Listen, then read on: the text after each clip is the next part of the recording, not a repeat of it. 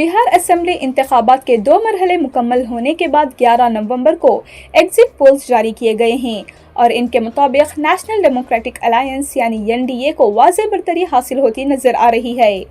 अंदाजों के मुताबिक एनडीए एक बार फिर रियासत में हुकूमत बनाने जा रहा है।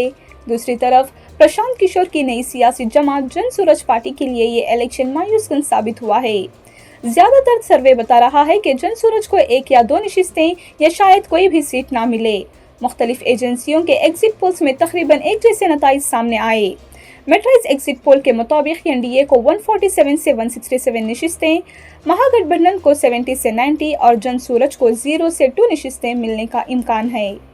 जेवीसी के मुताबिक एनडीए को 135 से 150 और महागठबंधन को 88 से 103 नशिस्तें मिल सकती हैं। पोलस्ट्रैट ने भी इस तरह के अंदाजे दिए हैं। एनडीए के लिए 133 से 148 और महागठबंधन के लिए 87 से 102 नशिस्तों का इम्कान जाहिर किया गया है। चाणक्य स्ट्रैटेजीज के लिए एनडीए ने 130 से 138 और महागठबंधन के लिए 100 से 108 नशिस्तों की पेशगोई की है, जबकि जन सूरज के लिए कोई सीट नहीं है।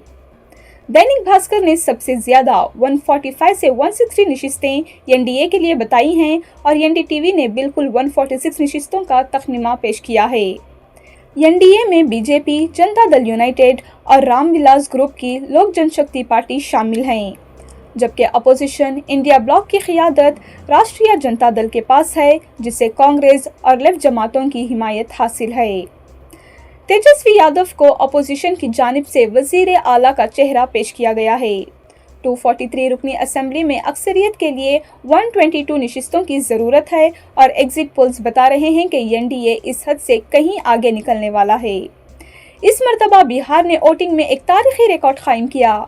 इलेक्शन कमीशन के मुताबिक रियासत में वोटर टर्न आउट 66.91% रहा, जो 1951 के बाद सबसे ज़्यादा है। खवातीन वोटरों की शिरकत भी सबसे ज्यादा रिकॉर्ड की गई। 74.03% खवातीन ने वोट दिया, जबकि मर्द वोटरों की शरह 64.1% रही। दूसरे मरहले में जो 122 नशिस्तों पर मुश्तमिल था, 3 करोड़ 70 लाख वोटरों ने हिस्सा लिया और वोटिंग की शरह 66.91% रही, जो पहले मरहले की 65.09% शरह से ज्यादा थी। अलबत्ता पोलिंग के दौरान कुछ वाकयात भी पेश आए।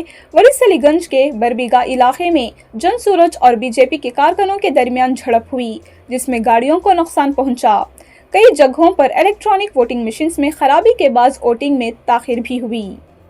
इंतखाबात के दौरान रकम भी बरामद की गई और तशद्दुद के चंद वाकयात रिपोर्ट हुए।